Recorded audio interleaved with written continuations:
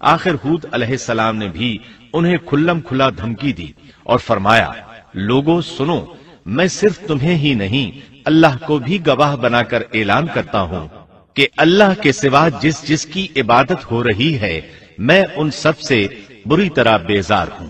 اب تم ہی نہیں اپنے ساتھ اوروں کو بھی بلا لو اور اپنے ان سب جھوٹے معبودوں کو بھی بلا لو، اور تم سے جو ہو سکے مجھے نقصان پہنچا دو، مجھے کوئی مہلت نہ دو، نہ مجھ پر ترس کھاؤ۔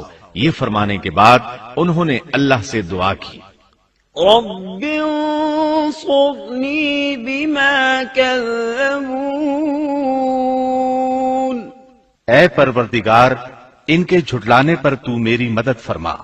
اللہ کی طرف سے آپ کو جواب ملا، یہ تو بہت ہی جلد اپنے کیے پر پچھتانے لگیں گے۔ اللہ کے نبی کا انکار کرنے، اس سے بغض رکھنے اور اس کا مذاق اڑانے والوں کا انجام کیا ہوا؟ اللہ نے انہیں ایسے زناٹے کی آندھی سے تہس نہس کیا کہ جس کی تاریخ میں مثال نہیں ملتی۔